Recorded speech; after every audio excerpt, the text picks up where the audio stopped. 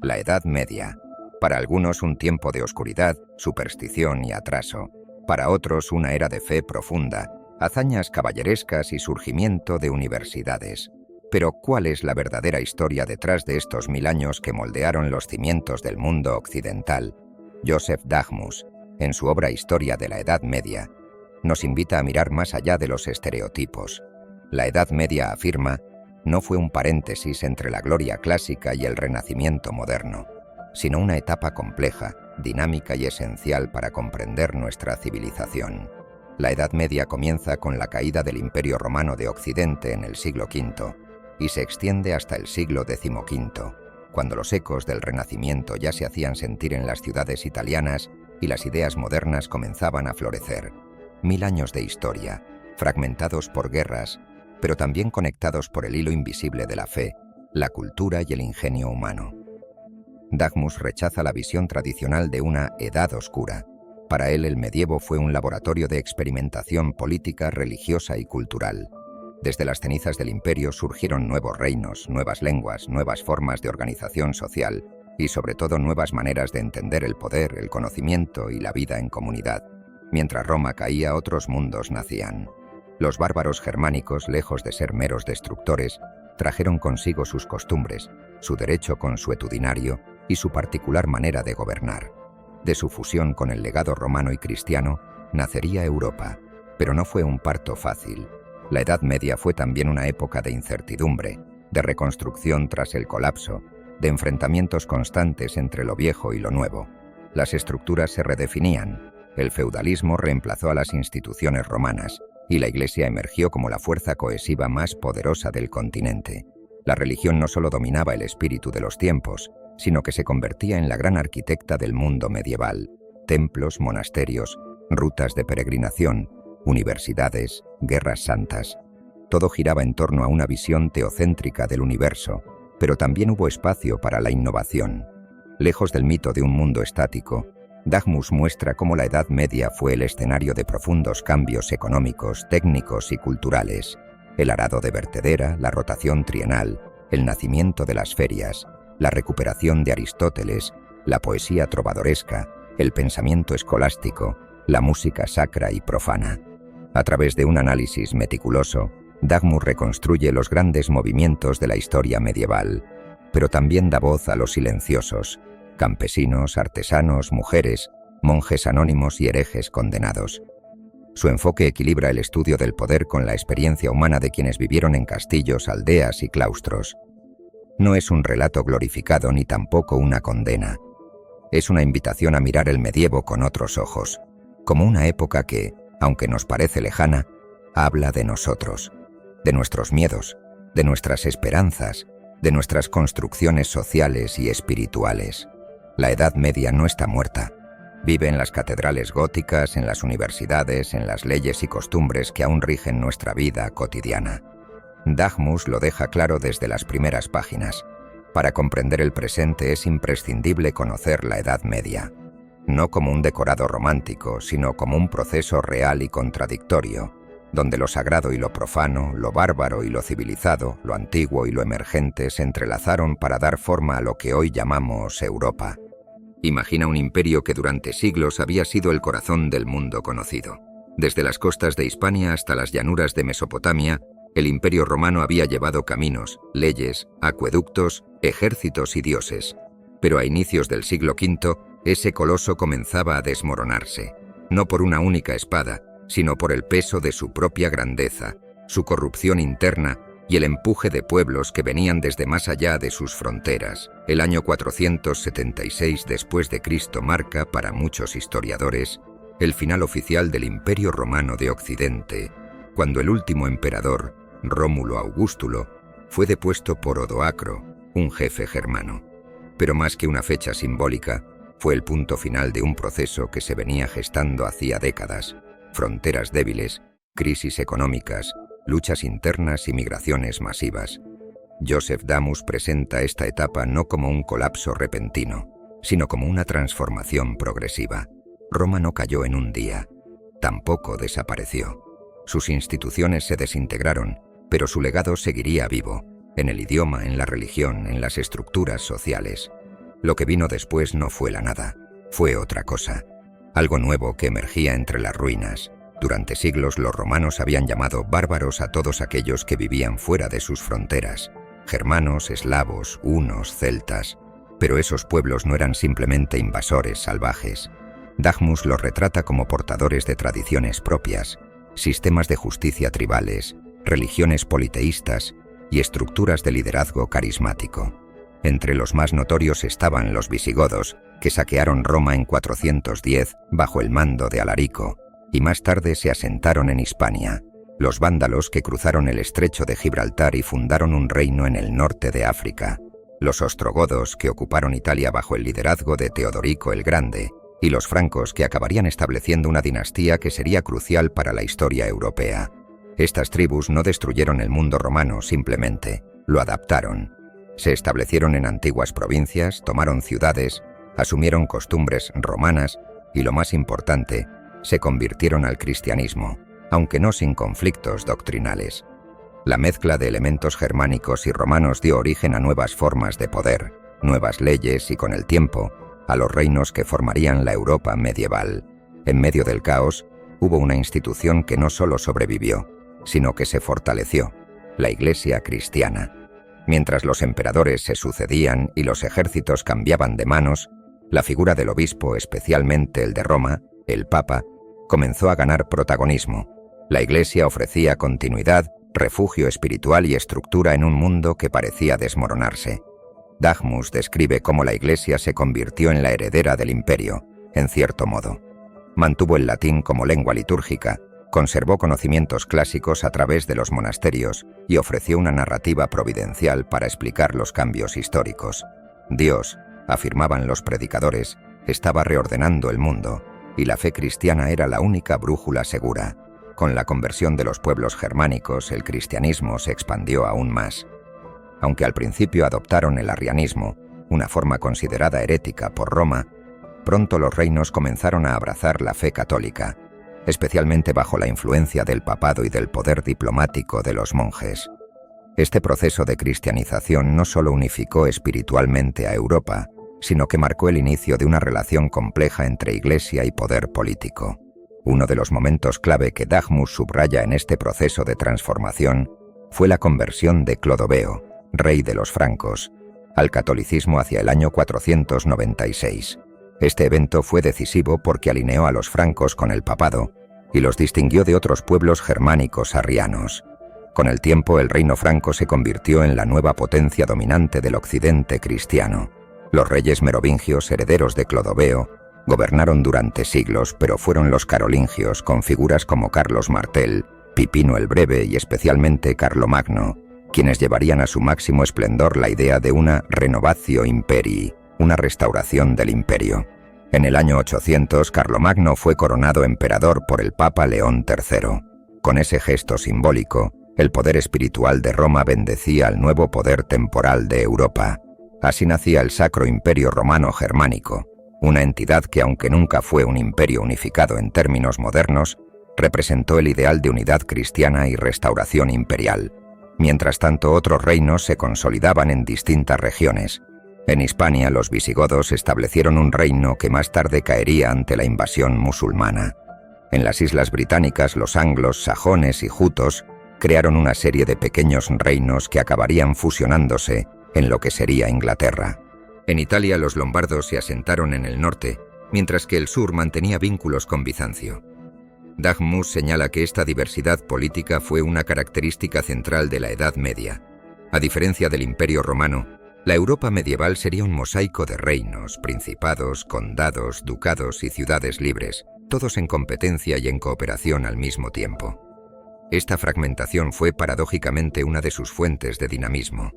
Permitió la coexistencia de múltiples centros de poder, lo cual limitó el autoritarismo y favoreció la pluralidad. La lengua latina dio paso a las lenguas romances, el francés, el español, el italiano. El derecho romano fue reinterpretado bajo formas germánicas. Las estructuras romanas se mezclaron con las tradiciones tribales. Europa no se reconstruyó desde cero, sino a partir del mestizaje entre el pasado imperial y las realidades emergentes. Mientras el Imperio Romano de Occidente desaparecía bajo el empuje de los pueblos germánicos, el Imperio Romano de Oriente, con capital en Constantinopla, resistía. Para los bizantinos ellos no eran orientales ni un nuevo estado, eran simplemente romanos. Su idioma era el griego, su religión el cristianismo ortodoxo, y su emperador, el heredero legítimo de César y Augusto Dagmus, nos presenta a Bizancio no como una simple continuación, sino como un nuevo modelo imperial. Su estructura era más centralizada, más burocrática, más religiosa. El emperador no solo era gobernante, sino también protector de la fe, en una relación estrecha con la Iglesia ortodoxa que marcaría la diferencia con el cristianismo latino. Uno de los grandes emperadores bizantinos fue Justiniano I, 527 a 565, quien emprendió una ambiciosa campaña para restaurar el imperio, reconquistando partes de Italia, África del Norte y el sur de Hispania. Bajo su reinado se construyó la majestuosa Santa Sofía, símbolo del esplendor bizantino, y se compiló el Corpus Juris Civilis, una recopilación de derecho romano que influiría profundamente en Europa occidental siglos más tarde. Pero el sueño restaurador de Justiniano no duró. Las guerras, las pestes y las presiones fronterizas, especialmente en el este contra los persas y luego contra los árabes, debilitaron al imperio. Aún así, Bizancio resistió durante más de 1000 años, sobreviviendo a oleadas de invasiones, cismas religiosos y conflictos internos.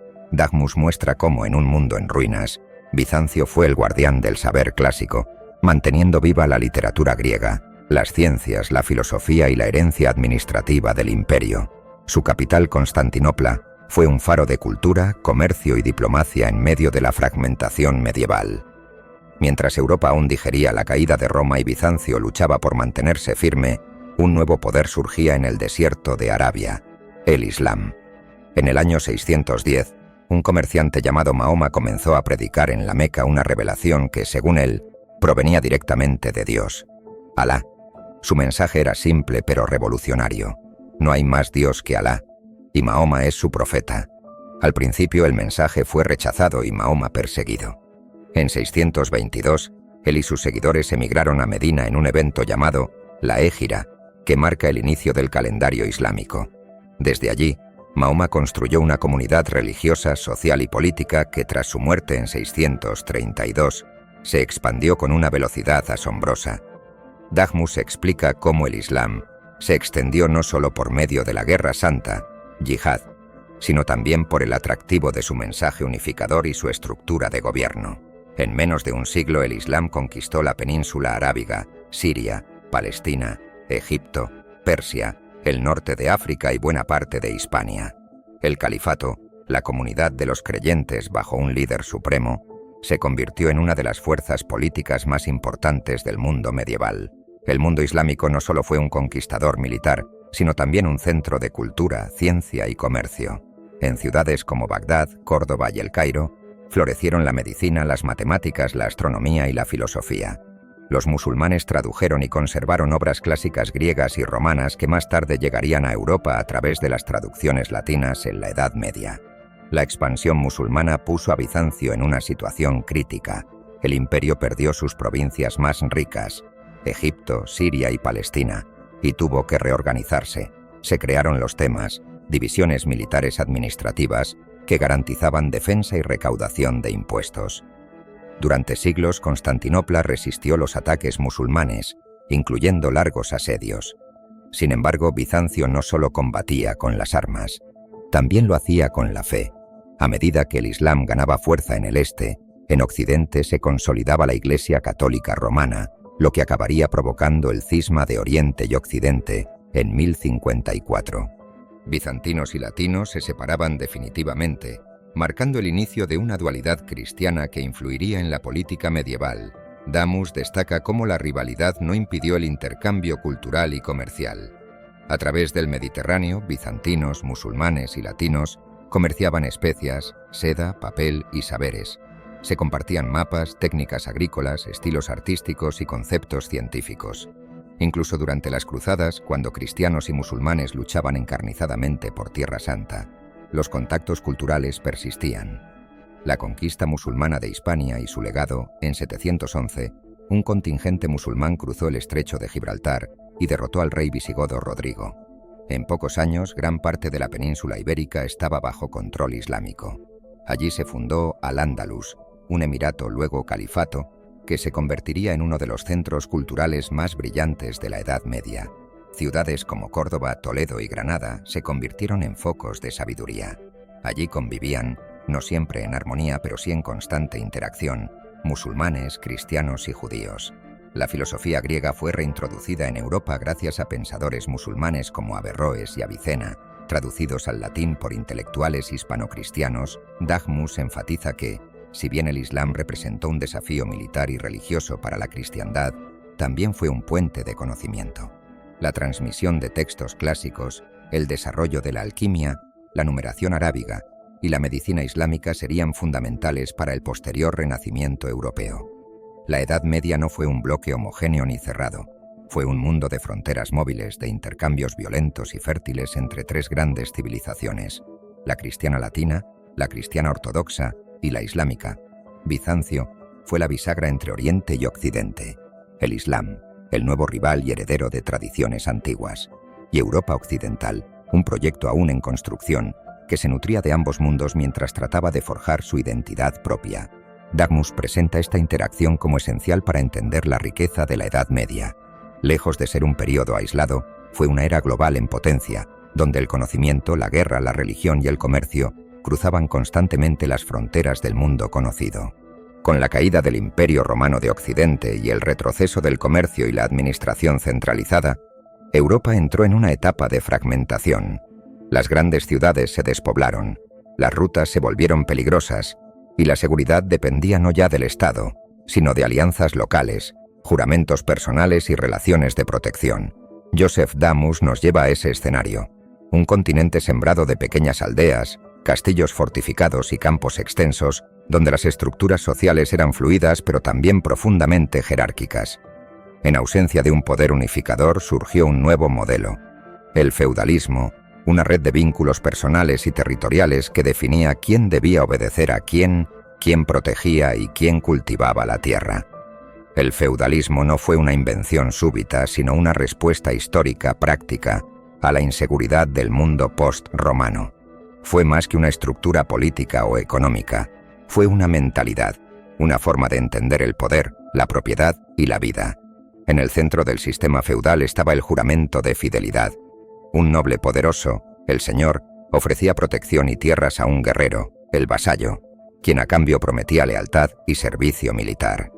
Este acuerdo se sellaba con un ritual formal, la investidura, en la que el vasallo se arrodillaba, colocaba sus manos entre las del señor y juraba servirle fielmente. El pedazo de tierra entregado se llamaba feudo y se volvía el medio de vida del vasallo. Pero la relación no era simplemente económica, era un pacto de honor, profundamente cargado de simbolismo. Un vasallo podía tener varios señores, pero su lealtad principal estaba con aquel con quien había establecido el vínculo más fuerte, a menudo el más poderoso o el más cercano. Con el tiempo, estos lazos de vasallaje se multiplicaron y Europa se convirtió en una red compleja de fidelidades cruzadas, donde los reyes muchas veces eran más débiles que sus propios nobles. Así el poder real se diluyó, y lo que dominó fue el gobierno local, descentralizado, pero con normas muy claras sobre deberes y jerarquías. Dahmus muestra cómo esta estructura no fue rígida, sino adaptativa. Variaba según la región y evolucionó con el tiempo. En Francia fue particularmente fuerte. En Inglaterra se fusionó con un sistema monárquico más centralizado después de la conquista normanda.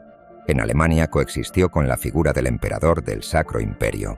Los señores feudales no eran solo gobernantes territoriales, eran guerreros, y el ideal de la caballería nació como una expresión de este nuevo tipo de nobleza.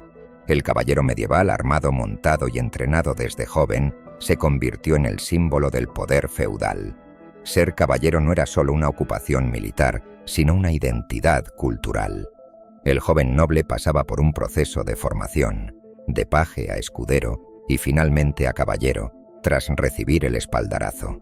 El código de honor caballeresco incluía valores como la lealtad, la valentía, la defensa del débil y más adelante el amor cortés hacia una dama idealizada. Dahmus describe con detalle cómo estos ideales fueron influenciados por la Iglesia, que intentó canalizar la violencia guerrera hacia fines cristianos, promoviendo la paz de Dios, que prohibía atacar a clérigos y campesinos, y la tregua de Dios, que limitaba los días en que se podía combatir. Sin embargo, la realidad muchas veces distaba del ideal. Los señores feudales eran a menudo brutales, despiadados en la guerra y crueles en la justicia. La nobleza era una clase cerrada, hereditaria, que vivía de las rentas campesinas y del ejercicio del poder militar. Por debajo de la nobleza, y en una proporción inmensamente mayor, estaba el campesinado, el grupo que sostenía toda la estructura feudal. La mayoría eran siervos, ligados a la tierra que trabajaban y obligados a entregar parte de su producción al señor a cambio de protección y el derecho a cultivar. La vida del campesino medieval era dura, jornadas largas, herramientas rudimentarias, hambrunas frecuentes y una dependencia absoluta del clima y la generosidad o la arbitrariedad del señor local. Sin embargo, no eran esclavos. Tenían derechos consuetudinarios, podían casarse, formar familia y a veces adquirir cierta independencia económica. Las aldeas eran el núcleo de la vida campesina. Allí se organizaban las labores del campo, se celebraban las fiestas religiosas y se transmitían las tradiciones orales. El ciclo del año, la siembra, la cosecha, las ferias, marcaba el ritmo de la existencia. El domingo y las festividades religiosas eran los pocos descansos en una vida de trabajo incesante. Dagmus destaca cómo los campesinos eran esenciales, aunque invisibles en los documentos históricos. Sin su labor los castillos no se hubieran mantenido, los ejércitos no se hubieran alimentado y las iglesias no se hubieran construido. Su mundo era pequeño pero vital. El tercer estamento de la sociedad feudal era el clero, dividido entre el alto clero, obispos, abades, cardenales, y el bajo clero, sacerdotes de parroquia, monjes, frailes. Su función era orar por todos y así mantener la armonía social.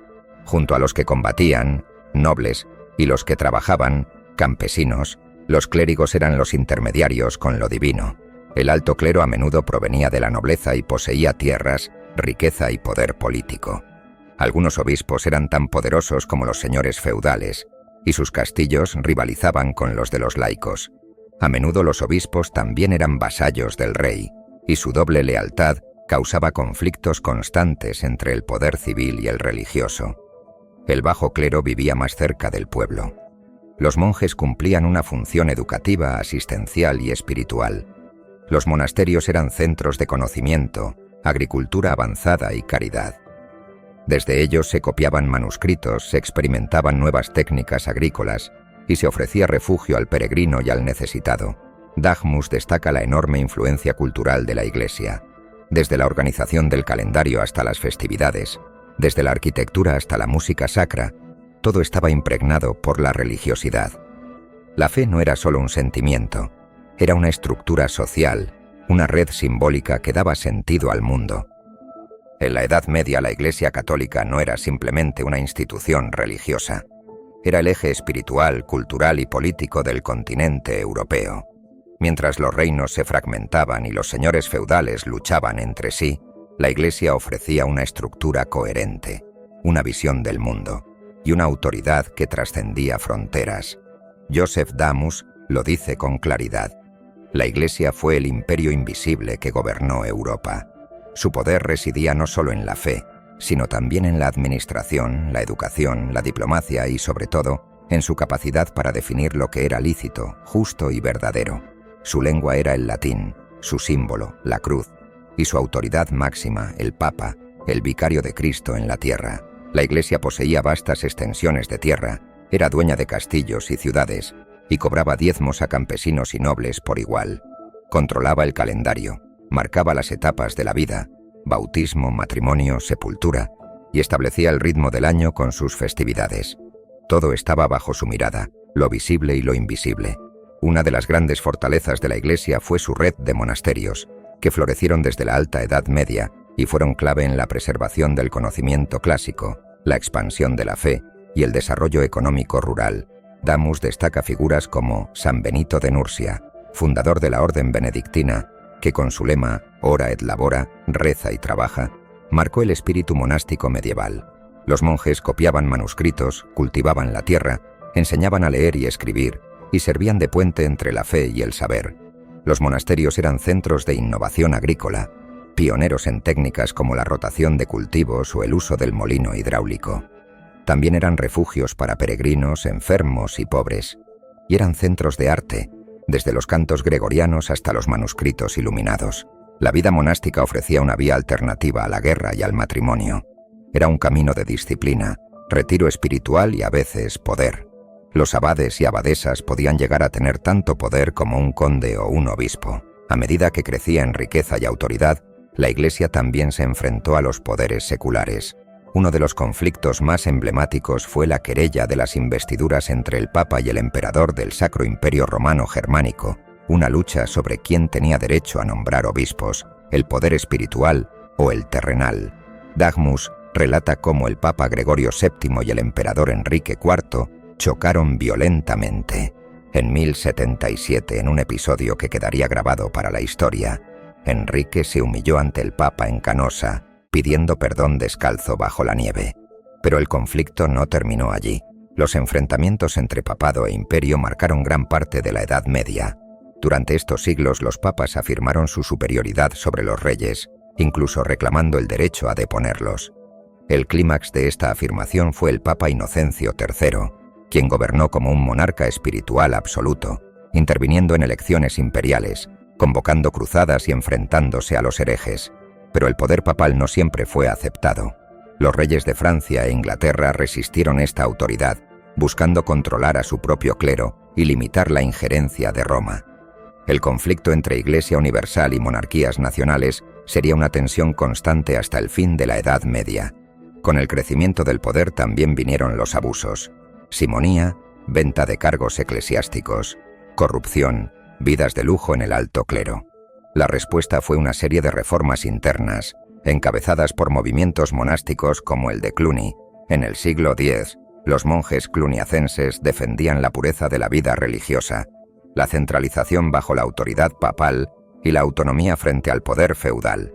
Su influencia fue enorme, y desde Cluny se renovaron cientos de monasterios por toda Europa.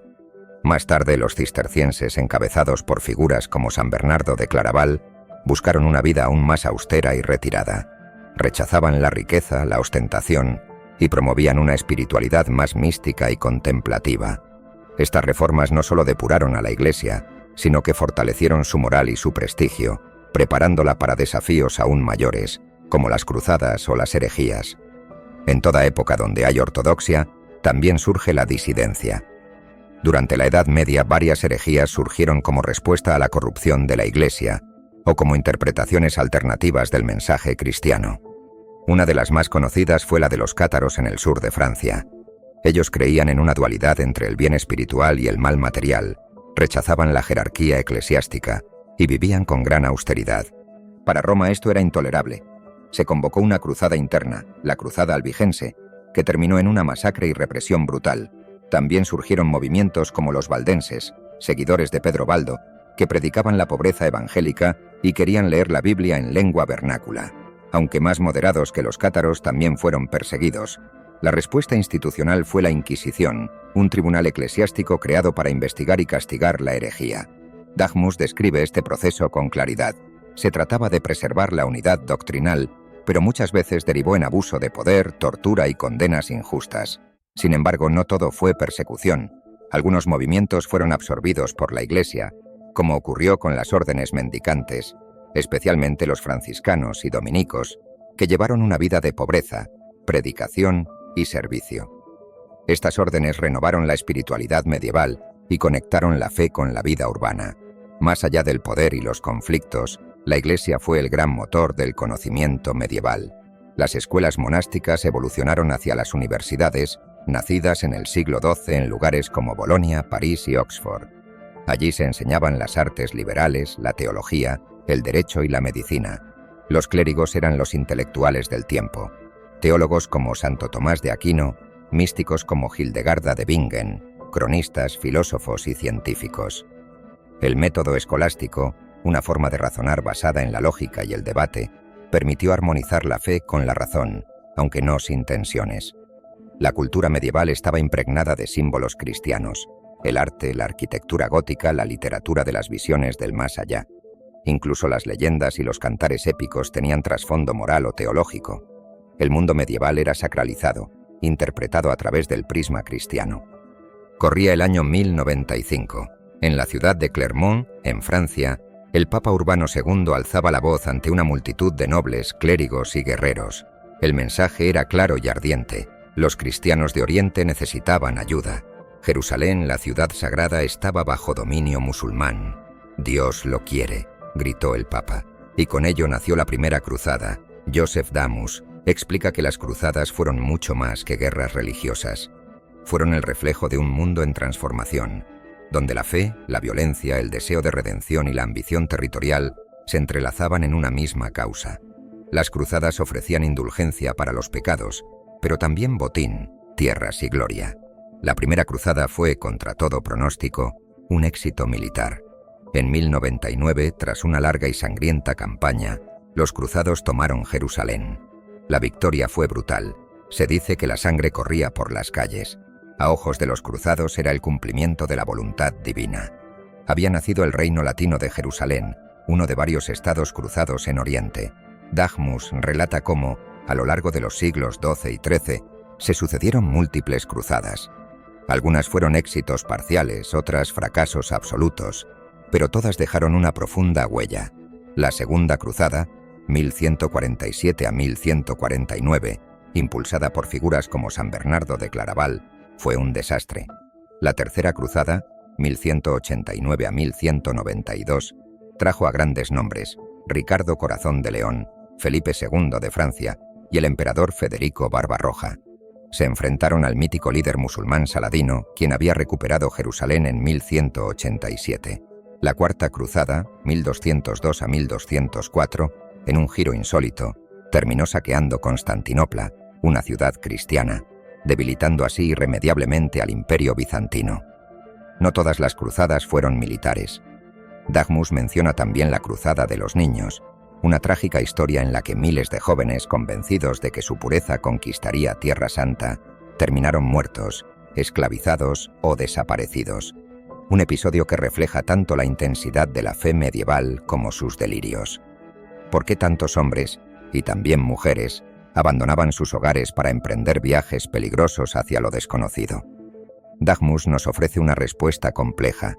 Las motivaciones eran múltiples, espirituales: la promesa de salvación eterna, la remisión de los pecados, el fervor por liberar los lugares santos; sociales: los nobles menores sin tierras veían en las cruzadas una oportunidad de ascenso; políticas: los papas buscaban consolidar su autoridad espiritual y canalizar la violencia interna hacia un enemigo externo; económicas: comerciantes venecianos, genoveses y pisanos acompañaban a los cruzados, abriendo nuevas rutas y obteniendo privilegios. Las cruzadas no solo fueron combates, sino también puentes entre culturas. En los reinos cruzados, europeos y musulmanes convivieron, a veces en guerra, otras en comercio, incluso en colaboración intelectual. El Islam frente a la cruz. Damus muestra cómo las cruzadas no solo marcaron a Europa, sino también al mundo islámico.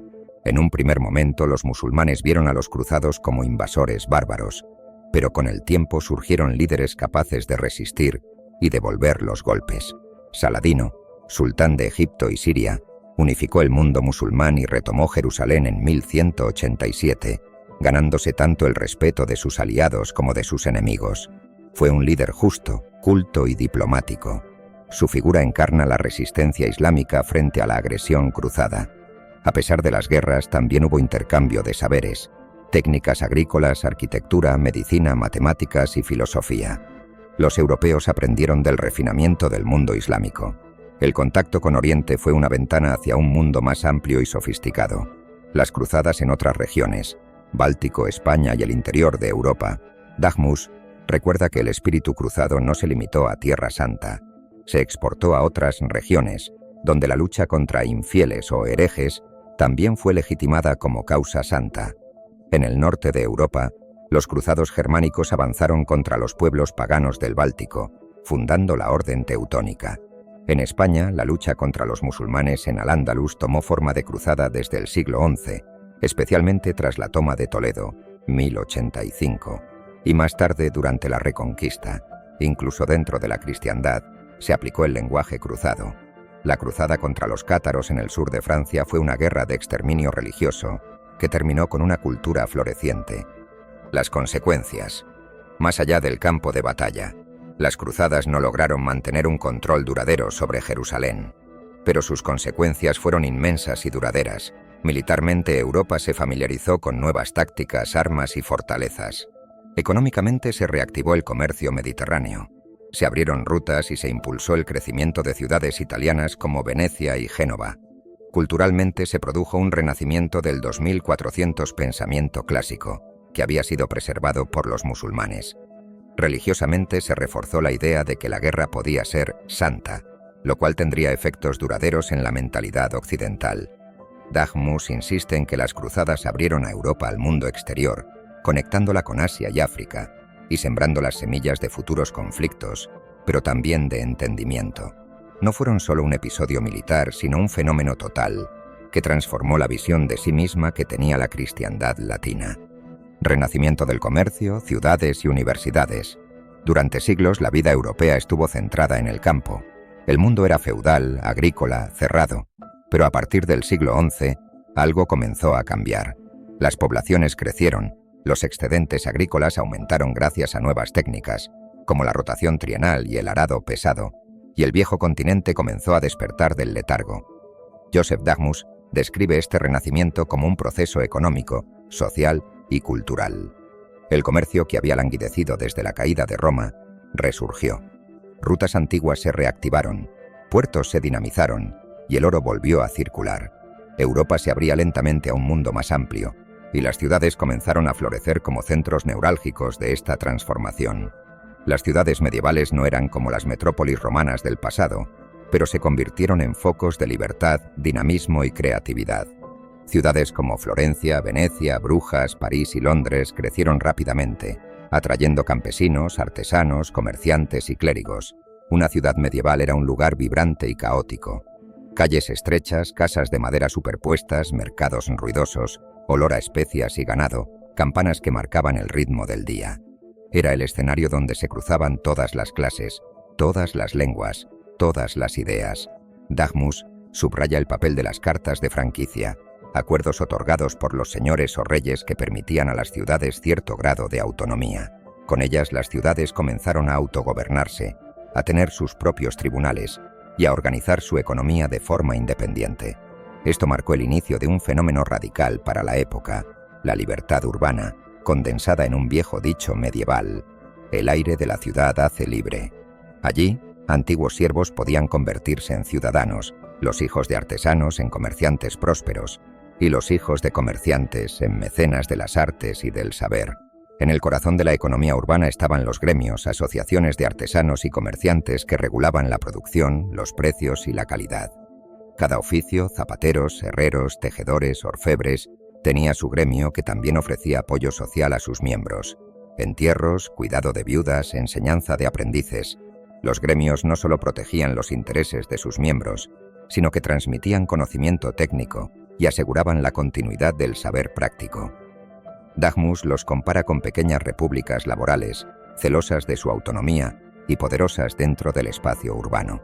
En paralelo, las ferias medievales se convirtieron en puntos clave del comercio internacional. La región de Champaña, en Francia, albergaba ferias que reunían a comerciantes de toda Europa: especias de Oriente, telas de Flandes, pieles del norte, metales del centro. Estas ferias fortalecieron la monetización de la economía y fomentaron el surgimiento de los primeros bancos y letras de cambio. Con este dinamismo emergió una nueva clase social, la burguesía. Eran habitantes de los burgos, ciudades, que no dependían de la tierra ni del linaje noble, sino del comercio y la iniciativa. La burguesía desafió el orden feudal, introdujo una ética del trabajo y del mérito, y acabaría teniendo un papel crucial en el Renacimiento y la modernidad. Al calor del crecimiento urbano y el renacer del comercio, también floreció la vida intelectual. Las escuelas monásticas dieron paso a las universidades, instituciones que desde el siglo XII comenzaron a estructurar el conocimiento en facultades, grados y títulos. Las primeras grandes universidades surgieron en Bolonia, especializada en derecho romano; París, teología y filosofía; Oxford y Cambridge, en Inglaterra; Salamanca, Padua, Montpellier, entre otras. Damus destaca que las universidades eran en muchos sentidos corporaciones de estudiantes y maestros, autónomas, con sus propios estatutos. Se enseñaban las artes liberales, gramática, lógica, retórica, aritmética, geometría, música y astronomía, como base para estudios superiores en teología, derecho o medicina. El método preferido era la escolástica, una forma de análisis basada en preguntas, debates y contradicciones, cuyo objetivo era armonizar la razón con la fe.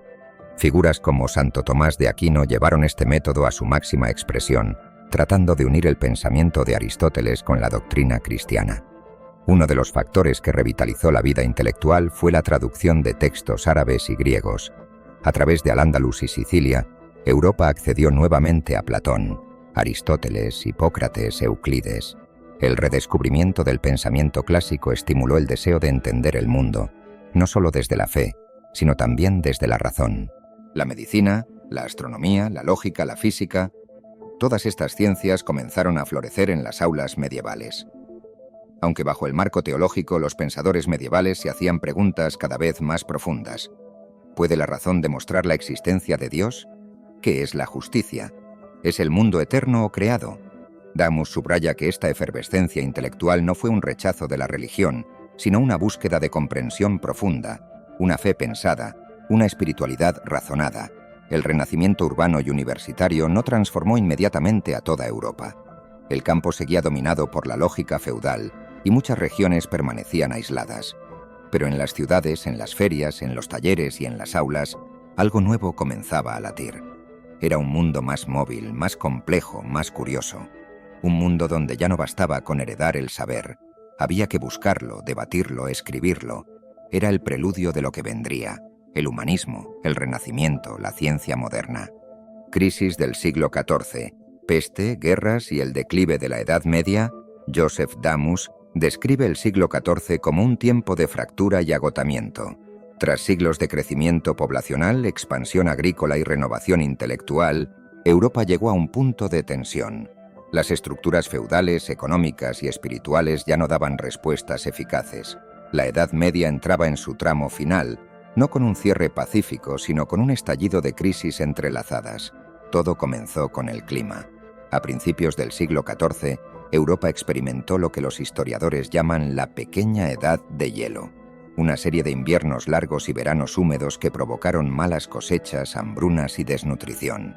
El campo que durante siglos había sostenido a la sociedad feudal empezó a fallar, y con la debilidad física llegó la tragedia más demoledora, la peste negra, la gran segadora. En 1347 llegaron barcos al puerto de Mesina, en Sicilia. A bordo marineros moribundos, cubiertos de bubones negros. En pocos meses la peste negra se había extendido por toda Europa. En 2 años, entre 1347 y 1349, se estima que murió entre 1/3 y la mitad de la población europea. Damus describe la peste con crudeza, una enfermedad veloz, incurable, que sembraba terror. Familias enteras desaparecían. Los cementerios no daban abasto. El orden social colapsaba. En muchas ciudades los ricos huían, los pobres morían, y los sacerdotes no daban abasto para administrar los sacramentos. El impacto fue devastador, pero no solo físico. Fue una crisis espiritual. La gente se preguntaba, ¿por qué Dios permite esto? ¿Es castigo por nuestros pecados? Surgieron flagelantes, grupos que se azotaban públicamente buscando redención, y aumentaron las persecuciones, especialmente contra los judíos, acusados injustamente de propagar la enfermedad envenenando pozos. La peste dejó una herida en la psique europea, pero también provocó cambios profundos. Con menos población, los trabajadores comenzaron a exigir mejores condiciones. El valor del trabajo aumentó. Las estructuras rígidas del feudalismo comenzaron a tambalear. Guerra de los 100 años, un conflicto interminable. Paralelamente, Europa occidental fue sacudida por un conflicto largo y sangriento entre Inglaterra y Francia. La Guerra de los 100 años, 1337 a 1453, fue más que una disputa dinástica. Fue el reflejo de una nueva concepción del poder monárquico y de la identidad nacional en formación.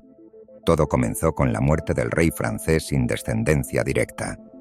El rey inglés Eduardo III, descendiente por línea materna, reclamó el trono. Lo que siguió fue una sucesión de batallas, treguas, traiciones y saqueos, que arrasaron regiones enteras, especialmente en Francia. La guerra no fue continua, pero sí devastadora. Introdujo nuevas tácticas militares, como el uso masivo del arco largo por los ingleses, y nuevas figuras legendarias como Juana de Arco, la campesina visionaria que lideró tropas francesas y fue quemada en la hoguera como hereje. Damus resalta que más allá del campo de batalla, la guerra transformó el concepto de monarquía. Los reyes comenzaron a depender menos de los nobles y más de impuestos nacionales, sentando las bases del Estado moderno. Además, surgió un incipiente sentimiento de identidad nacional. Ya no solo se combatía por un señor feudal, sino por Francia o Inglaterra. Revueltas sociales, los olvidados se alzan. El siglo XIV también vio levantarse a quienes siempre habían estado en la base de la pirámide: campesinos y trabajadores urbanos. La combinación de hambre, peste y opresión provocó revueltas espontáneas en varias partes de Europa. En Francia, la Jacquerie, 1358, fue una rebelión violenta de campesinos contra los señores feudales, acusados de no protegerlos durante la guerra. En Inglaterra, la revuelta de los campesinos, 1381, liderada por Wat Tyler, exigió la abolición de servidumbre y reducción de impuestos. En las ciudades, artesanos y gremios también alzaron la voz contra los grandes comerciantes y patricios urbanos. Aunque la mayoría de estas revueltas fueron reprimidas con brutalidad, Daghmus señala que marcaron un cambio de mentalidad. Ya no se aceptaba pasivamente el orden feudal. Las tensiones sociales estaban al límite. La Edad Media como sistema empezaba a resquebrajarse desde abajo.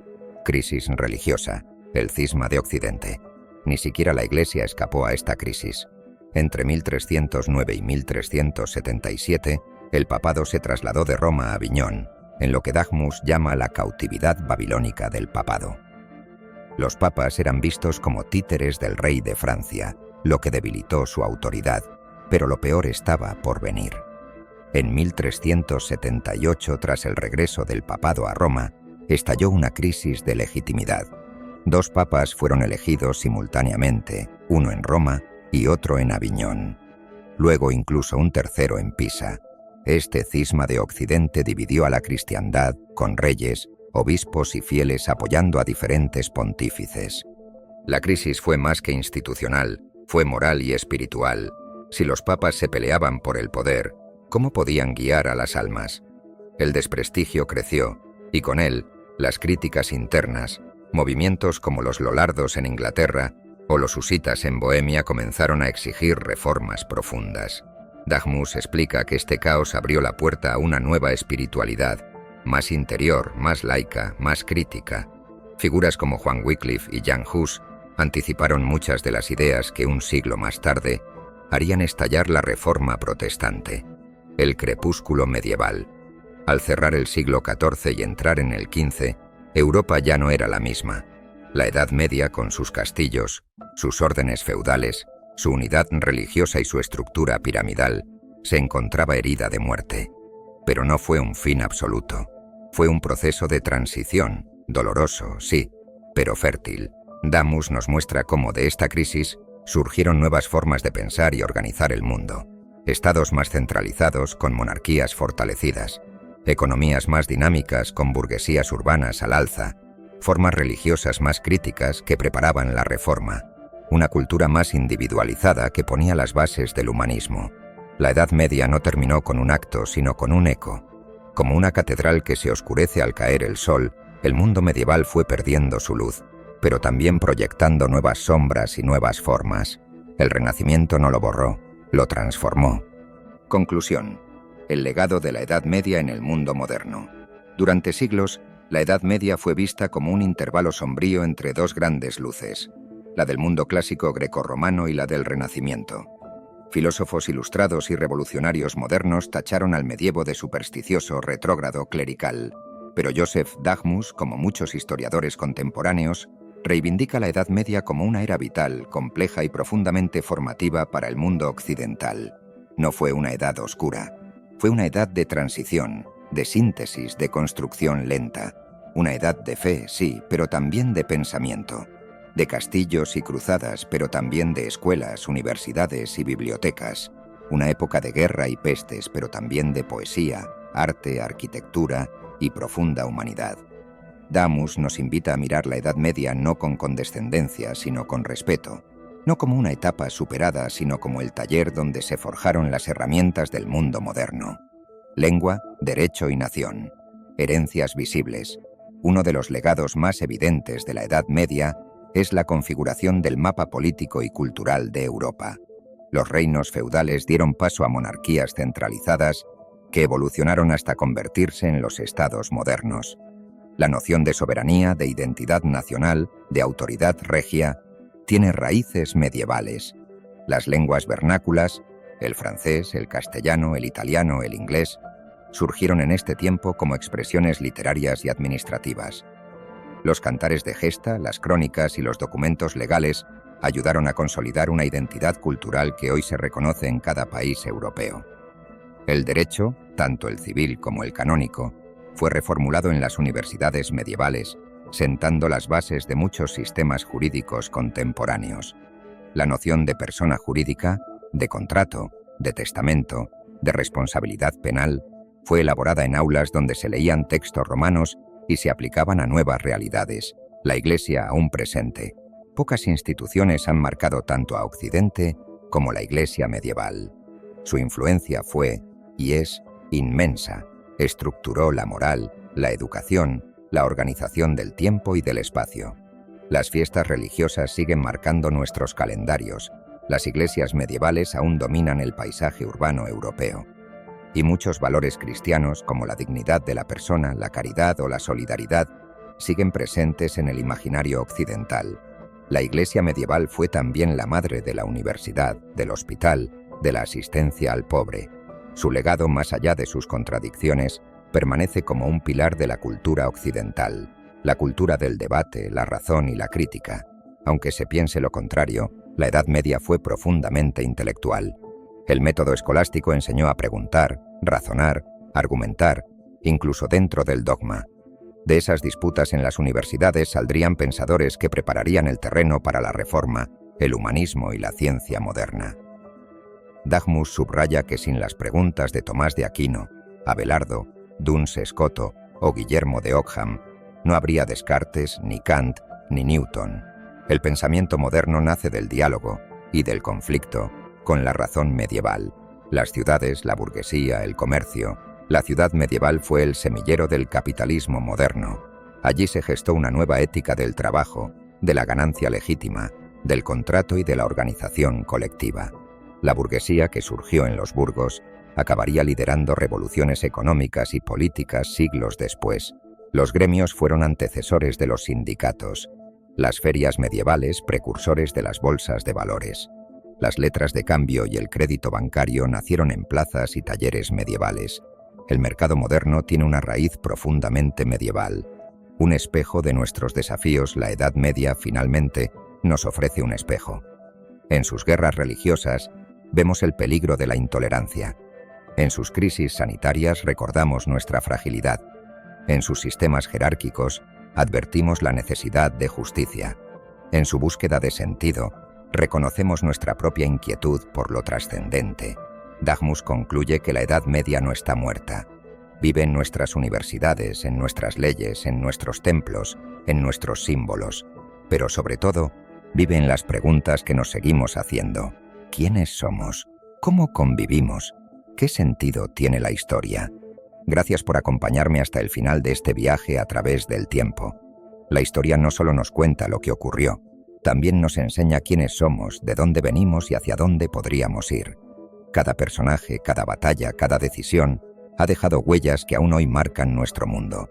Si esta historia tocó algo en ti, si aprendiste algo nuevo o simplemente disfrutaste del relato, te invito a que formes parte de esta comunidad que valora el conocimiento y la memoria. Suscríbete al canal, activa la campanita para no perderte los próximos episodios y, si puedes,